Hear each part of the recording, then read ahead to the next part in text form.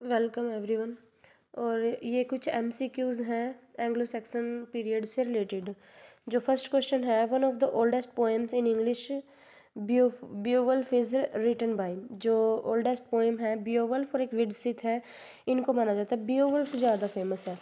तो बियोवल्फ किसके द्वारा लिखी गई है? आंसर साथ में नीचे दे रखा है, अननोन, मतलब जो आंसर है वो हाईलाइटेड है यहाँ पे। काइडमन, सिनेवुल्फ, बीडिया, अननोन। अननोन यानी कि बियोवल्फ के राइटर का नाम नहीं पता है। सेकंड है, the monster Grendel appears in the poem.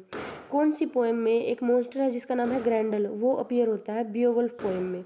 बियोवल्फ में एक मॉन्स्टर होता है ग्रैंडल, जो जिसको बियोवल्फ जो है एक नाइट जो है वो मार देता है। मतलब इसकी स्टोरी अगर पढ़नी हो तो थोड़ा गूगल कर लेना स्टोरी सुनने के लिए। तो जो बियोवल्फ पोएम है उसमें ग्रैंडल नाम का एक मॉन्स्टर होता है जिसको बियोवल्फ मार देता है। बियोवल्फ एक नाइट होता है, एक योद्धा मतलब। थर्ड क्वेश्चन है, the poem Widsith probably the oldest in English is about. जो बियोवल्फ के साथ एक और जो ओल्डेस्ट पोएम मिली है वो है विडसिथ, ठीक है, लेकिन फेमस बियोवल्फ है। तो विडसिथ जो है वो किसके बारे में है? आंसर है इसका ए, पर्सनल अकाउंट ऑफ मिंस्टर्स लाइफ। मिंस्टर की लाइफ का पर्सनल अकाउंट है। मिंस्टर कह सकते हैं जैसे मठों में रहने वाले लोग, ठीक है, और उनके ऊपर है, मठ वगैरह के ऊपर या चर्च वगैरह के ऊपर मान लो, यानी कि धर्म से रिलेटेड है कुछ। तो फिर है, the three tribes came to England in the middle of the 5th century. वो कौन कौन सी थी? कौन कौन सी, मतलब वो तीन जो ट्राइब्स आई थी वो जर्मैनिक थी, फ्रेंच थी, इटालियन थी या ग्रीक थी? तीन जर्मैनिक ट्राइब्स आई थी 5th सेंचुरी में इंग्लैंड में। तो which Germanic tribes came to England in the middle of the 5th century? कौन कौन सी थी उनमें से? जर्मैनिक ट्राइब्स में से जूट्स एंड एंगल्स और बी सेक्सन्स, बोथ या नन? बोथ, यानी कि एंगल्स और सेक्सन और जूट्स, या Jutes and angles and section, ये तीन जो है जर्मैनिक ट्राइब्स वहाँ पे आई थी। Who is called father of the English learning? English learning का फादर किसको कहा गया? बीड को, जिसने वो लिखी थी ये बाइबल की जो एक हिस्ट्री से लिखी थी। हु रोट, ये आगे उसकी राइटिंग भी, who wrote Ecclesiastical History of English people? English people की एक्लीसियास्टिकल हिस्ट्री किसने लिखी थी? बीड ने लिखी थी, ठीक है। तो ये जो है बीड की, बीड ने एक ही चीज़, एक ही बीड की जो है फेमस है राइटिंग जो प्रसिद्ध है, वो है ये एक्लेसियास्टिकल हिस्ट्री ऑफ इंग्लिश पीपल। उसके बाद है, हु रोट पैराफ्रेज? पैराफ्रेजिस किसने लिखे? काइडेमन ने लिखे थे, ठीक है। जो हाइम्स होती हैं बिब्लिकल क्रिश्चियन हाइम्स, ठीक है, वो लिखे थे काइडेमन ने। The didactic poem Christ is written by. एक जो क्राइस्ट नाम की पोएम है वो किसने लिखी थी? साइनवोल्फ ने लिखी थी। Who translated beads history into English in Anglo Saxon period? Beed की जो ये हिस्ट्री ऑफ इंग्लिश पीपल जो ऊपर जो है वो उसको ट्रांसलेट फिर किसने किया था? किंग अल्फ्रेड ने करवाया था, किंग अल्फ्रेड ने ट्रांसलेट, ठीक है। जो ये एक्लेसियास्टिकल हिस्ट्री ऑफ इंग्लिश पीपल जो बीड ने लिखी थी उसको फिर ट्रांसलेट करवाया था किंग अल्फ्रेड ने। उसके बाद 11th क्वेश्चन है, हु कंट्रीब्यूटेड टू इंग्लिश या सेक्शन, यानी कि ओल्ड इंग्लिश पीरियड में जो क्रॉनिकल्स हैं उसमें किसने कंट्रीब्यूट किया? क्रॉनिकल्स मतलब जो राइटिंग्स हैं, ठीक है, वो है किंग अल्फ्रेड ने। किंग अल्फ्रेड ने जो है प्रोज को ज़्यादा उस टाइम जो है महत्व दिया था, फैलाया था प्रोज को किंग अल्फ्रेड ने। Alfred became the king of Wessex in, कब बना था वो? 871 में किंग बना था।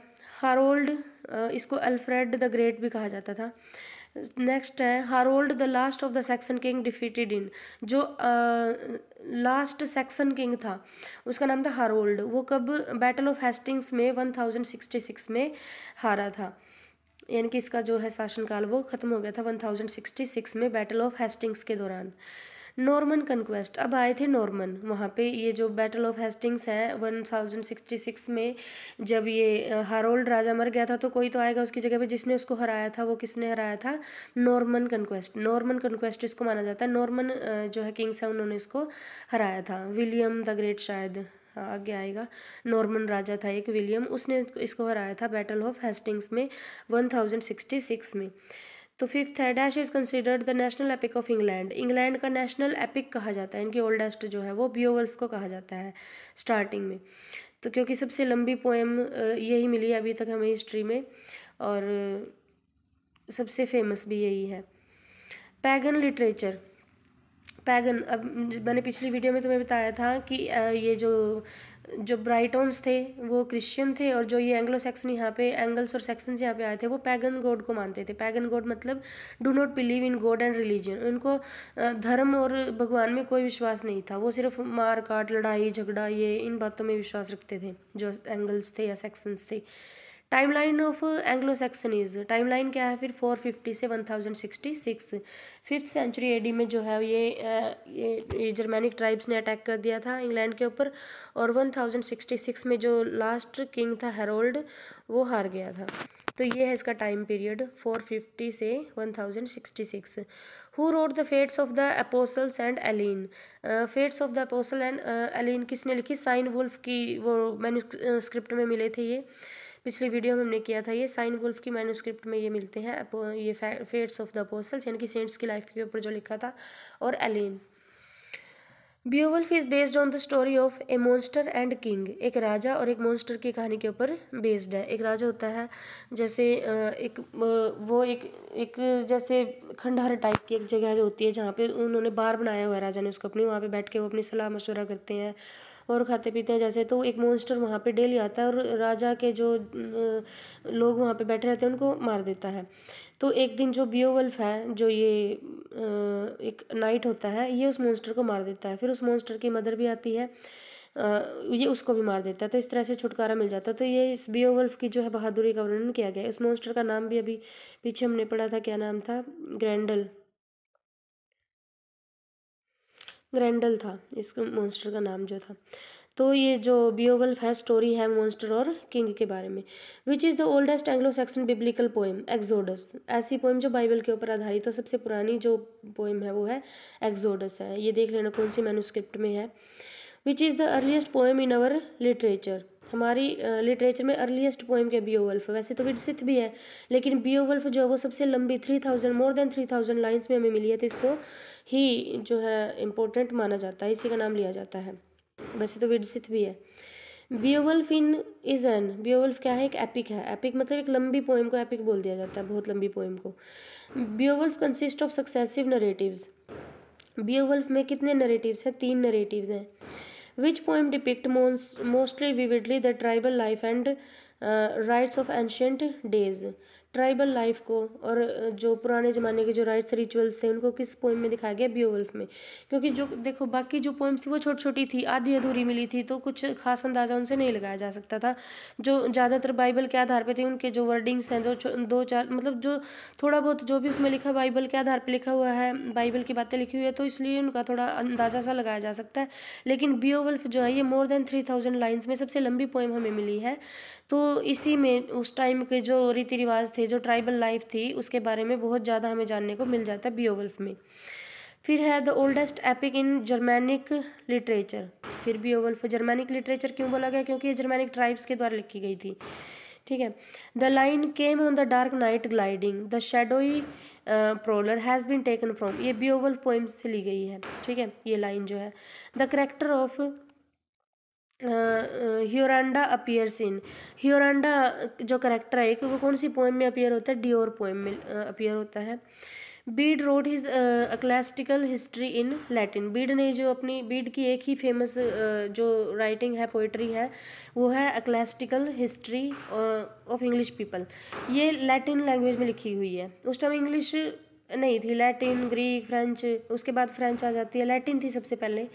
काइडमन इज ए राइट फ्रॉम, अच्छा काइडमन इज राइटर फ्रॉम आना था, मतलब ये कौन सी सेंचुरी का है, ये है 7th सेंचुरी का।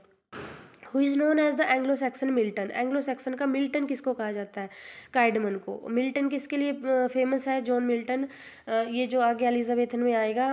मिल्टन जो है ये इसने पैराडाइज लॉस्ट के लिए ज़्यादा फेमस है। इसने गॉड और सैटन के बीच में जो कन्फ्लिक्ट है, इनकी बाइबल के आधार पे इसने ये लिखा हुआ है, बिल्कुल तो अलग है लेकिन बाइबल से। तो काइडमन ने भी जो ये एक्लेस्टिकल हिस्ट्री ऑफ इंग्लिश पीपल इस तरह लिखी हुई है, उसमें भी क्रिश्चियनिटी का वर्णन किया गया। तो एंग्लो सैक्सन पीरियड का मिल्टन कहा जाता है काइडमन को। One of the following is not a poem by Caedmon, इनमें से कौन सी पोएम काइडमन ने नहीं लिखी? The Christ, the dream. देखो ये जो मैन्यूस्क्रिप्ट हमने पिछली वीडियो में पढ़ी थी ना, उन्हीं में से ये, जैसे dream of the road, the Judith, the और द क्राइस्ट। द क्राइस्ट इसमें से नहीं है, काइडमन की मैन्यूस्क्रिप्ट में से नहीं है, ये शायद उसमें से है, जुलियाना कौन सी, ये देख लेना, फर्स्ट है जो जो मैन्यूस्क्रिप्ट है उसमें से है ये काइडमन की में से नहीं है the Christ. The poem the Christ written by, जो क्राइस्ट पोएम है वो किसने लिखी है? साइन वुल्फ ने लिखी है। क्राइस्ट पोएम साइन वुल्फ ने लिखी है।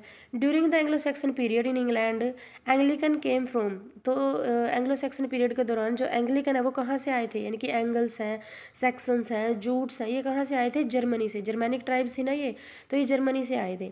The first English public school were founded by Alfred the great. अब स्कूल, अब हमने पीछे पढ़ा था कि जो अल्फ्रेड द ग्रेट था, जो किंग अल्फ्रेड था 878 में, जो कौन सा टाइम पीरियड था उसका, 848 से 99 तक, तो जो राजा था इसने प्रोज को ज़्यादा फैलाया था, प्रोज को सपोर्ट किया था। तो जो फर्स्ट इंग्लिश पब्लिक स्कूल है जो वो किंग अल्फ्रेड ने ही फाउंडेड किया गया था, इसके द्वारा ही। A written literature began to evolve in Britain with the coming of the dash. एक ब्रिटेन में जो रिटन लिटरेचर है वो किसके साथ आया था, किसके द्वारा लाया गया था? क्रिश्चियन चर्चिज़ के द्वारा। क्रिश्चियन चर्चिज़ के द्वारा रिटन लिटरेचर जो था, उससे पहले जो है मौखिक ही पोइट्री वगैरह, कहानियाँ वगैरह वगैरह कही जाती थी। तो जो चर्चिज़ में सरमन्स दिए जाते थे फिर उनको लिखा जाने लगा, और उन्हीं के आधार पर ज़्यादातर जो पोइट्री है वो रिलीजियस पोइट्री है, ठीक है। तो रिटन लिटरेचर चर्चिज़ के द्वारा लेके आया गया था। Alfred the great managed to unify Britain temporarily by, Alfred the great ने ब्रिटेन को जो यूनिफाई किया था किसके द्वारा? डिफीटिंग द डेन्स, यानी कि वो कब बना था राजा, किसको हरा के बना था? डेन्स को हरा के बना था। The first German people to invade Britons and settle there were called Jutes. सबसे पहले जूट्स आए थे जो थोड़े टाइम वहाँ पे रह के चले गए थे, फिर एंगल्स और सेक्सन्स आए थे। One of the principal functions of Anglo Saxon poets was, Anglo Saxon poets का जो सिद्धांत क्या था? Recite songs and tales. वो रिसाइट करते थे, यानी कि लिखे जाने से पहले वो मतलब ओरली बोलते थे सॉन्ग्स को और टेल्स को। Augustine came to England from, Augustine कहाँ से आया था? इंग्लैंड में, रोम से आया था।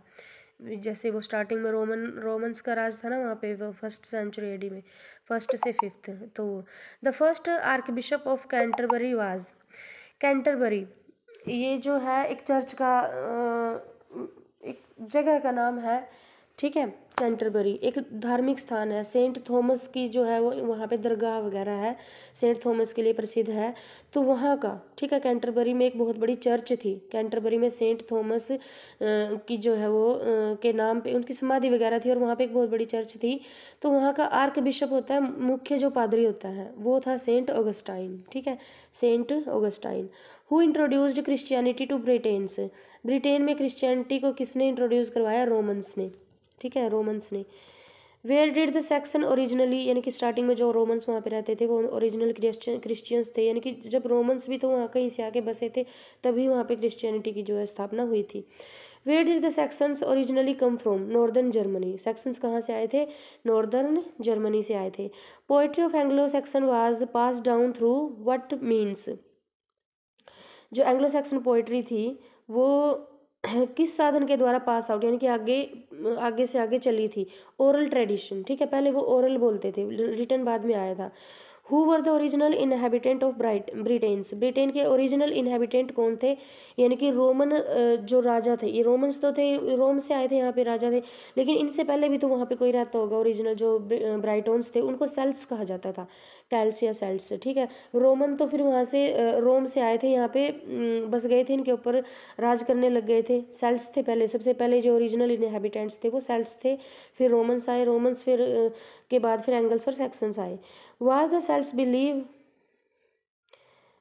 पोलीथिस्ट, was the Celts believe polytheist, ये समझ नहीं आया क्वेश्चन क्या था, कि वो किस में बिलीव करते? पोलीथिस्ट थे, यानी कि उनके बहुत सारे वो थे जिस भगवान वगैरह जिन पे विश्वास करते थे। What did the Anglo section call Britain's, Anglo land, Britain Anglo Saxon को क्या कहा, एंगल लैंड कहा जाता था। अच्छा, उस ब्रिटेन को जब जब एंगल्स और सैक्सन वहाँ पे रहते थे तो उस ब्रिटेन को क्या कहा जाता था, एंग्लो लैंड कहा जाता या एंगल लैंड कहा जाता था। Who is the famous Celts king, famous Celts king, king Alfred, यानी कि जो ओरिजिनल जो ब्राइटोन्स थे, नेटिव्स थे ब्रिटेन के, उनका राजा कौन था, किंग अल्फ्रेड था। Besides being a poet Alfred is a great गोवर, गोवर मतलब प्रोज राइटर था ये जो, beside being a poet alfred is a great goer. Alfred King died in 901. Praises of virginity has been written by, virginity की जो praises है वो किसने लिखी थी, एल्डहल्म ने। ठीक है, ये भी एक राइटर था उस टाइम का। ये 50 क्वेश्चन थे।